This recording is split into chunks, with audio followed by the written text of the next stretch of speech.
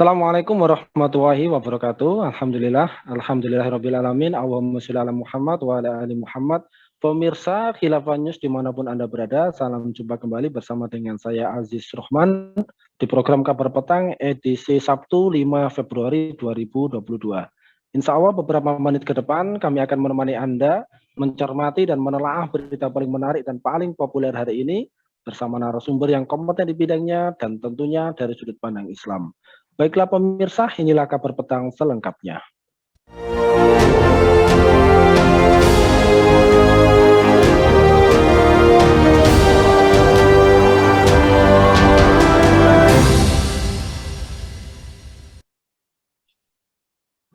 Pemirsa, Bareskrim Polri menetapkan Edi Mulyadi sebagai tersangka pada Senin 31 Januari 2022. Setelah diperiksa sejak pukul 10 pagi ya. Maksud kami setelah diperiksa sejak pukul 10 pagi, tim penyidik Direktorat Tindak Pidana Dirtipid Cyber Polri menetapkan pegiat politik di media sosial itu sebagai tersangka ujaran kebencian. Kepala Biro Penerangan Masyarakat Karopenmas Humas Mabes Polri Brigadir Jenderal Ahmad Ramadan mengatakan tak cuma menetapkan Edi Mulyadi sebagai tersangka, tim penyidik Cyber Polri juga resmi melakukan penahanan terhadap calon anggota legislatif gagal dari PKS pada tahun 2019 yang lalu itu. Nah, kemudian Ramadan pun mengatakan bahwa setelah dilakukan gelar perkara, hasil dari penyidikan menetapkan EM sebagai tersangka, katanya di Jakarta pada Senin 31 Januari yang lalu.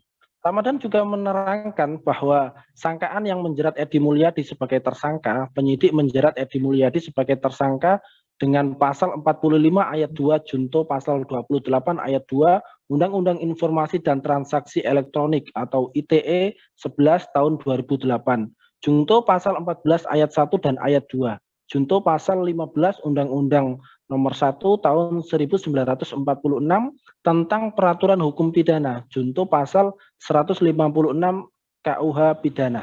Nah, pemirsa, apakah Polri memiliki bukti yang cukup kuat untuk menahan Edi Mulyadi? Kemudian, apakah jurnalis senior Edi Mulyadi ini dibidik oleh pihak tertentu lantaran kritiknya kepada pemerintah, dan apakah penahanan Edi ini juga akan rawan untuk menimbulkan gejolak di tengah umat Islam? Pemirsa, untuk membahasnya kami telah terhubung dengan Bung Wahyudi Al-Maroki. Beliau adalah Direktur dari Pamong Institute. Kita sapa dulu beliau. Assalamualaikum warahmatullahi wabarakatuh, Bung Wahyudi. Waalaikumsalam warahmatullahi wabarakatuh, Mas Aziz. Alhamdulillah. Bagaimana nih kabarnya, Bung? Sehat, Bung? Alhamdulillah sehat dan tetap semangat. Alhamdulillah. Baik, Bung, langsung saja menyikapi terkait dengan pemberitaan yang menimpa Bung Edi Mulyadi ini. Ini kalau Anda melihatnya ini, Bung Wahyudi, bagaimanakah sorotan Anda atas kasus yang menimpa Bung Edi Mulyadi? Apakah Polri memiliki cukup bukti yang kuat ya untuk menahan Edi Mulyadi ini? Iya, kalau persoalan bukti kan cukup 2 alat bukti sudah bisa untuk menahan ya. Tapi untuk menahan dan tidak itu kan sangat tergantung subjektivitas dari penyidik Polri itu sendiri. Jadi Pak Polisi bisa saja secara subjektif menganggap ini harus ditahan, ini tidak harus ditahan. Kan banyak juga tersangka yang juga tidak ditahan. Alasan ditahan kan 3 ya yang dikemukakan itu, ya dia takut kalau dia kabur misalnya, ditakutkan juga mengulangi perbuatan, atau ditakutkan menghilangkan barang bukti. Nah, kan banyak juga tersangka yang lain itu justru tidak ditahan juga. Nah, makanya tadi saya bilang kalau penahanan sangat tergantung subjektivitas. Dulu kasus Ahok dulu yang penista agama yang sempat dulu heboh gitu ya, itu kan tidak ditahan juga. Jadi padahal kalau dari segi mengulangi perbuatan bisa juga dilakukan, atau bisa menghilangkan barang bukti, bisa juga kabur dan seterusnya. Nah, ini Bang Edi Mulyadi ini dianggap dikhawatirkan ya, mau kabur atau dikhawatirkan menghilangkan barang bukti atau sejenisnya.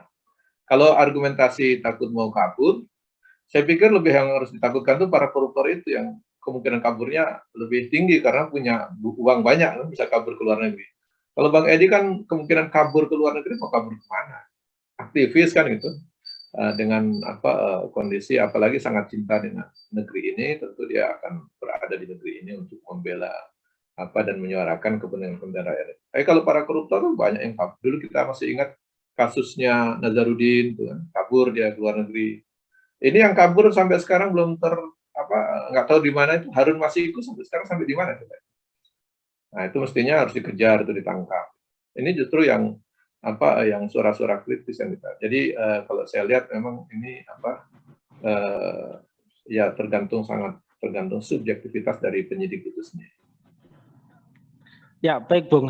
Lantas kemudian kalau kita melihat di pemberitaan, ini kan menurut kuasa hukum Bung Edi Mulyadi, Herman Kadir di dalam berita acara pemeriksaan atau BAP, ini mengatakan bahwa mayoritas yang ditanyakan adalah soal produk dari pers, yakni YouTube milik Edi Mulyadi. Nah, menurut Anda, apakah YouTube milik Bang Edi ini adalah salah satu atau merupakan produk pers, atau seperti apa ini Anda melihatnya, Bung Wahyudi?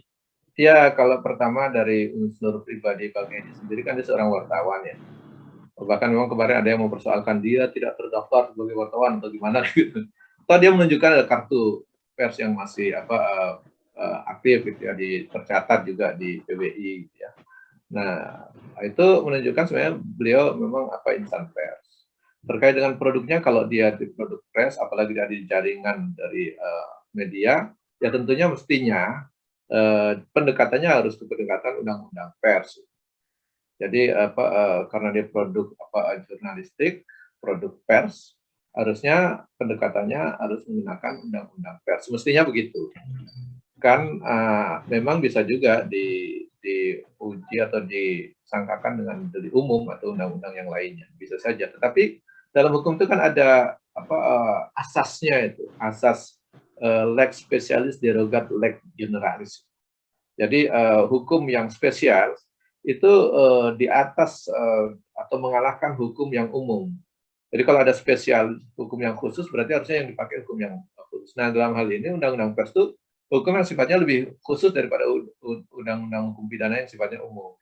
Ya semestinya kalau dia memang seorang insan pers, apalagi produknya juga produk untuk mengkritisi negeri ini supaya lebih baik, dan memang bagian dari pernyataan di konferensi pers kayak gitu.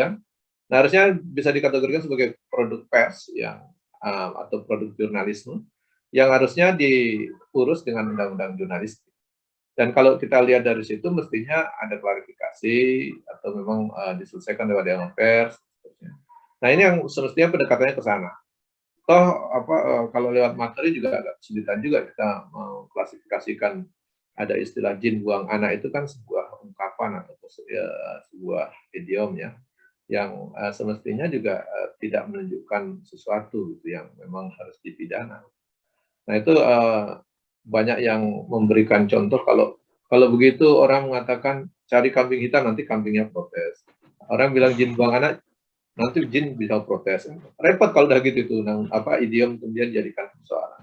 Jadi kalau menurut saya undang-undangnya ini mestinya menggunakan berdasarkan asas hukum lex specialis derogat lex generalis, mestinya dia menggunakan pendekatan undang-undang hukum undang-undang pers, bukan pendekatan delik umum. Begitu Bung Aziz.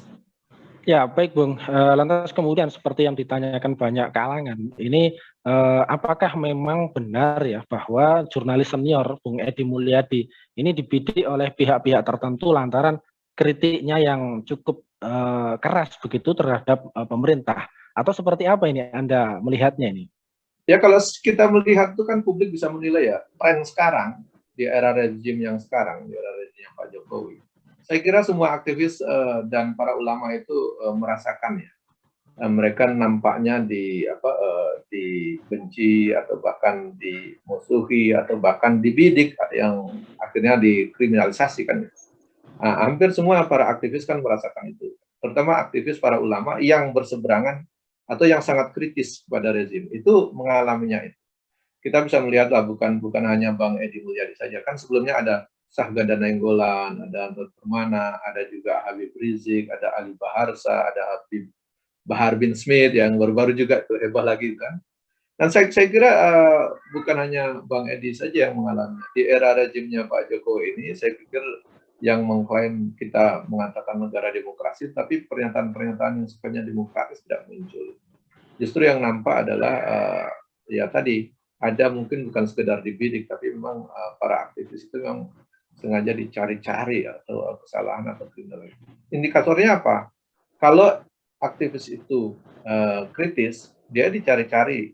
Nah, sementara aktivis lain yang pro rezim itu bahkan bukan dicari-cari, sudah dilaporkan.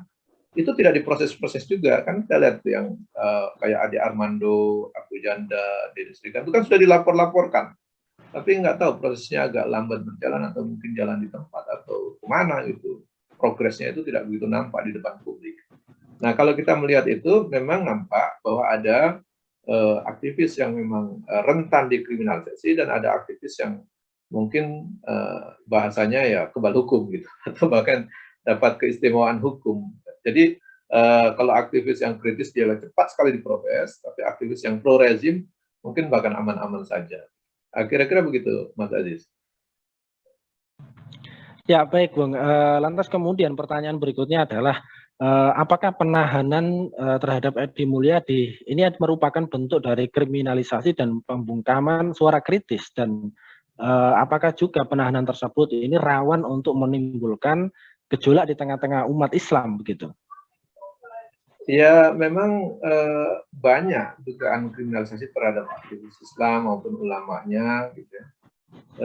Saya pikir ini jelas membungkam suara kritis. Jadi kalau orang aktivis yang berbicara kritis kemudian langsung ditangkap atau diamankan lah gitu ya, kan tentu susah lagi bicara gitu, tidak bisa bicara lagi. Padahal selama ini kalau kita berbicara di pers, di media itu kan nampak juga susah diakomodasi oleh media konvensional secara nasional. Justru sekarang yang ngetren adalah di media sosial. Nah, di media sosial saja sudah diincar dengan undang-undang ITE atau bahkan dikriminalisasi dengan undang-undang ITE. Padahal undang-undang ITE dulu kan dibuatnya bukan untuk mencari aktivis-aktivis, untuk menarget aktivis yang bersuara kritis, justru untuk melindungi konsumen kan sebenarnya dalam transaksi elektronik. Tapi sekarang digunakan untuk mengejar para aktivis yang bersuara kritis.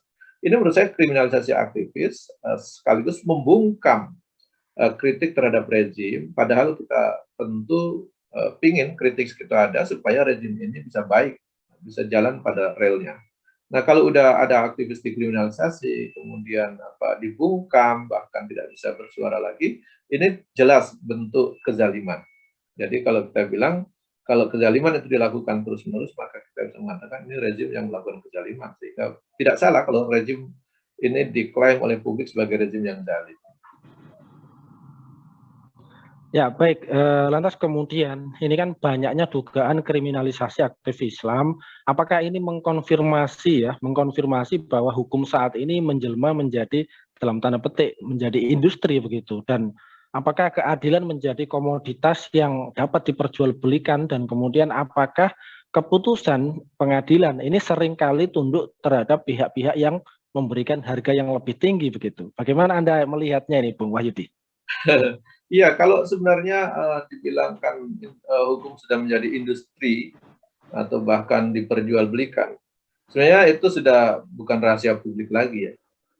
Bahkan ada seorang petinggi negeri yang menegaskan itu, Pak Mahfud MD, Menko Polhukam itu pada tahun 2020 lalu ya, saya mencatat itu pernah menyampaikan bahwa mungkin di media juga banyak mungkin bahwa hukum seringkali dijadikan industri, bahkan hukum itu menjadi industri sendiri. Jadi kalau kita lihat sudah menjadi hukum menjadi industri, maka yang punya modal besar lah yang bisa melakukan proses hukum dan juga bisa melakukan industrialisasi. Nah, industrialisasi hukum itu kalau saya lihat kita bisa bagi-bagi ya, itu bisa bermacam-macam itu. Dan kalau tadi Anda bilang bahwa bisa dijual belikan keadilan itu kalau saya mencatat bisa dari berbagai perspektif. Itu yang pertama bisa dari tuntutannya itu sudah bisa diatur. Orang yang harusnya dituntut berat bisa dituntut ringan, itu dari tuntutan. Dua, dari segi jenis vonisnya, yang harusnya bisa divonis berat bisa jadi vonis ringan, atau bahkan ada yang divonis nihil itu. Ada yang obral hukuman, diskon hukuman. Setelah dihukum, sudah divonis, dihukum, ada diskon lagi. Gitu. Jadi ada 3 lapis di situ yang bisa diperjualbelikan atau bahkan jadi industrialisasi. Nah, saya kasih contoh sedikit ya. Misalnya dari segi tuntutan. Tuntutan itu kan kalau kita ingat kasusnya menterinya Pak Jokowi di salah satu yang Peter Batubara, Juliari Peter Batubara, Menteri Sosial dulu di eranya Pak Jokowi ya, ini Menteri Sosial. Itu kan mengkorupsi dana bansos di masa pandemi. Itu ketua KPK bilang bisa dituntut berat, bahkan bisa dituntut hukuman mati. Karena korupsinya di masa pandemi, di masa yang memang tidak bermoral lah itu. Udahlah dia jatahnya rakyat susah, rakyat miskin, bantuan sosial dikorupsi pula.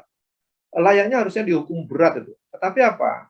Tuntutan yang dilakukan oleh jaksa cuma 11 tahun. Itu dari segi tuntutan sudah bisa diatur sebegitu ringan. Nah, tentu kita mempertanyakan kenapa bisa ringan. Padahal ada opsi untuk bisa menuntut hukuman mati atau hukuman seumur hidup minimal, seperti koruptor-koruptor lain.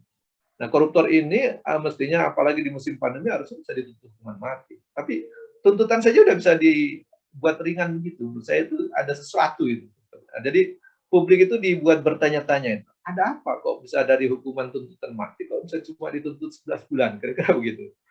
Nah, kedua dari diskon vonisnya.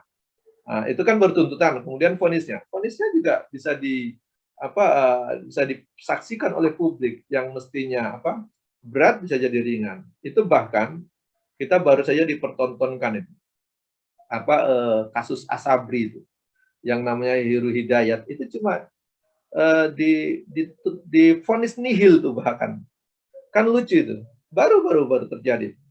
Padahal dia merugikan negara 22 triliun itu untuk Asabri, untuk untuk Jiwasraya itu 16,7 triliun, mungkin sekitar 30 triliun lebih itu dia memang ada yang di Jiwasraya divonis umur hidup, tapi di Asabri dia divonis nihil gitu. Bayangkan kita pernah ada aktivis yang divonis berlapis-lapis. Ali Barca dulu divonis hanya ucapan itu, bukan korupsi. Itu divonis 10 bulan, kemudian divonis lagi 18 bulan. 2 kali divonis. Ini 2 kali persoalannya korupsi yang triliunan, tapi ringan banget. Dan cuma di vonis nihil itu kan aneh. Semestinya bisa ditingkatkan karena 2 lapis, mestinya bisa dihukum mati kira-kira ya. Nah, ini koruptor ini banyak enggak tobat atau enggak takut karena vonisnya bisa, dari tuntutannya bisa ringan, vonisnya juga bisa ringan. Bahkan setelah divonis, ini ada kasus sebagai koruptor itu bisa dapat diskon itu.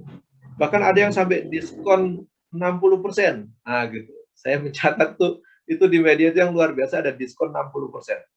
Yaitu kasusnya yang kasus suap Joko Chandra itu ya, kasus yang rame-rame waktu itu melibatkan Jaksa Pinangki.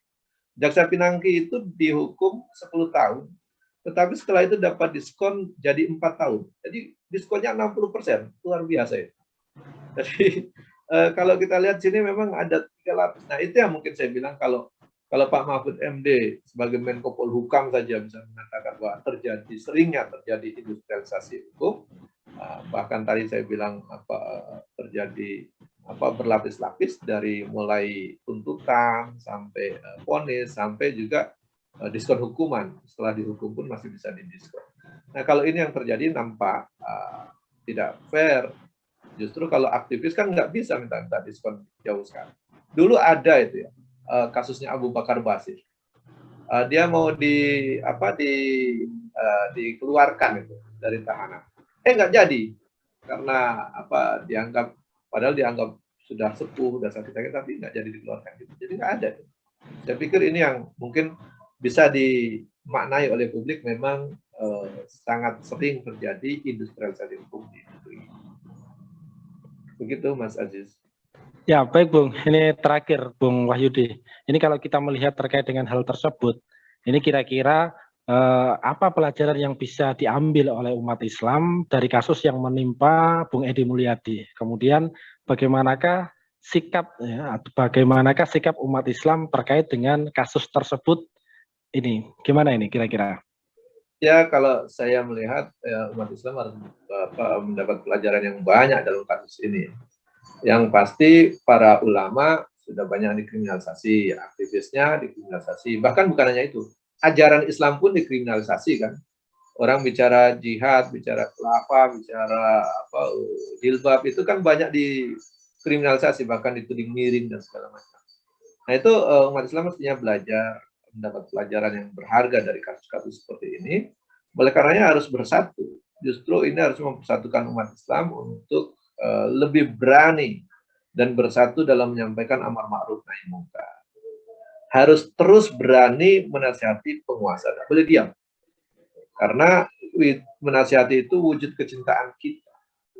Jadi kalau penguasa tidak dinasihati dan melakukan kebijakan-kebijakan yang zalim, maka wujud menasihati itu adalah wujud untuk menghentikan kezalimannya. Jadi kita ketika melihat kezaliman tidak boleh diam. Kalau bisa dihentikan, dihentikan. Kalau tidak bisa, kita bicara supaya berhenti kan gitu. Nah ini umat Islam harus bersatu dalam hal ini untuk bisa terus menasihati penguasa untuk menghentikan kezaliman. Bagaimana orang yang dizalimi seperti Bang Edi, para ulama, Habib Bahar, dan seterusnya yang terzalimi seperti itu, kita harus membantu semaksimal mungkin yang kita bisa. Tetapi justru kita juga harus menolong orang yang berbuat zalim. Dua ini pekerjaan umat Islam ini. Menolong orang yang terzalimi, mungkin membantu ya keluarganya yang ditinggal di penjara itu kan tidak bisa cari nafkah. Siapa yang membiayai keluarganya? Mungkin harus umat Islam iuran atau bantu, saling bantu yang terdekat memberikan bantuannya. Kepada penguasa yang melakukan kebijakan kezaliman, nah tentu kita nasihati ini wujud supaya wujud untuk menolongnya, yaitu supaya dia menghentikan kezaliman sehingga tidak ada terjadi kezaliman lagi. Ngapain ditahan-tahan kalau memang sebenarnya tidak harus ditahan? Itu harus kita kita harus sama-sama terus melakukan itu, dan umat Islam harus bersatu dan harus berani, tidak boleh sembunyi atau mundur ke belakang. Dan kezaliman ini kenapa bisa terus terjadi? Umat Islam harus bisa mengambil pelajaran. Itu karena terjadi terus itu karena ada dua hal. Kezaliman itu bisa terjadi dan terus-menerus karena diproduksi. Jadi kalau tidak diproduksi tentu tidak ada kezaliman. Tidak ada kebijakan zalim. Ini kan Bang Edi ini korban kebijakan zalim yang kemudian dia kritisi, kemudian dia dizalimi. Kan persoalannya IKN itu kan yang dia mengatakan persoalan IKN. Pindah ibu kota. Di zaman orang sedang susah menghadapi pandemi, ekonomi sulit, banyak anak yang susah sekolah, orang tua kehilangan pekerjaan, ekonomi belum bergerak, tingkat kesejahteraan rendah, pengangguran masih banyak, ada lebih 26 juta jiwa pengangguran di negeri ini. Kok dana yang mau dipakai untuk pindah ibu kota? Dananya nggak main-main lagi, ngambilnya dari APBN. Kalau udah ngambil dari APBN, pasti membebani rakyat. Karena pajak itu harus dibayar oleh rakyat. Nah, ini yang harusnya dikritisi. Ketika dikritisi, malah dizalimi. Kan gitu. Jadi Bang Edi ini korban kezaliman yang diproduksi oleh rejim dengan kebijakan zalim, kemudian dikritisi, dia dizalimi. Nah, ketika dizalimi inilah kita harus melihat bahwa kezaliman itu diproduksi terus-menerus. Kenapa? Karena tidak ada sistem yang mencegahnya. Jadi ini produksi ini bisa jalan terus karena sistem. Kalau ada sistem hukum maupun sistem politik yang bisa menutup celah supaya tidak terjadi kezaliman lagi, nah ini harus kita perbaiki. Sistem ini harus kita ubah secara sistematis juga. Kedua, SDM-nya harus kita perbaiki juga. Jangan justru melahirkan pejabat-pejabat atau penguasa-penguasa yang gemar melakukan kezaliman. Harus kita cari penguasa-penguasa atau SDM itu yang bertakwa sehingga takut melakukan kezaliman. Takut melakukan kezaliman itu bukan hanya karena takut dengan undang-undang, tapi takut karena dia akan diadili kelak di akhirat. Nah itu baru dia akan mengantisipasi dirinya. Kalau hanya takut undang-undang, mereka bisa atur lagi kan undang-undang tadi. Bisa dilakukan industrialisasi hukum tadi kan gitu. Jadi yang harus dilakukan oleh kaum muslimin ada dua hal. Memperbaiki sistemnya supaya tidak ada lagi celah untuk melahirkan kebijakan zalim yang menzalimi rakyatnya, yang menzalimi aktivisnya, yang menzalimi ajaran-ajaran Islam, yang menzalimi para ulama.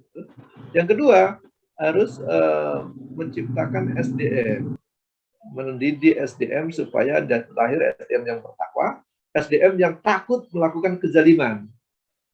Ya ini SDM ini jangan sampai SDM-nya sudah zalim, pemimpinnya membiarkan terjadi kezaliman. Nah, berarti pemimpinnya juga jangan sampai melakukan kezaliman.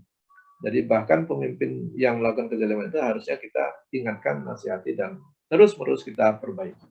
Nah, saya pikir kalau dua hal itu, sistem dan SDM-nya kita perbaiki, kezaliman dan produksi kebijakan yang zalim akan berkurang dari negeri ini. Saya pikir begitu, Bung Aziz. Terima kasih. Mohon maaf. Assalamualaikum warahmatullahi wabarakatuh.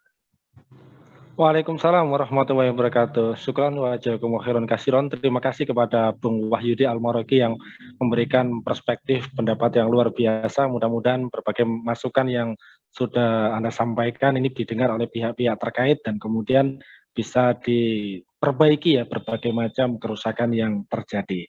Baik Bung Wahyudi, ini terima kasih. Insya Allah nanti kita ketemu lagi di lain waktu dan juga di lain kesempatan. Semoga Anda dan keluarga senantiasa sehat selalu dalam lindungan Allah Subhanahu wa taala. Assalamualaikum warahmatullahi wabarakatuh, Bung Wahyudi. Waalaikumsalam warahmatullahi wabarakatuh. Baik pemirsa, demikianlah kabar petang pada edisi kali ini. Semoga Anda mendapatkan banyak manfaat dari acara kami. Jangan lupa saksikan kami pekan depan di jam dan channel yang sama. Dan jangan lupa juga like, comment, share, subscribe, serta klik tekan tombol loncengnya agar tidak ketinggalan update terbaru dari Khilafah News. Karena hanya disinilah Anda akan mendapatkan informasi aktual, terpopuler, dan tentunya dari sudut pandang Islam. Akhirnya saya Aziz Rahman beserta seluruh kru yang bertugas undur diri. Wassalamualaikum warahmatullahi wabarakatuh.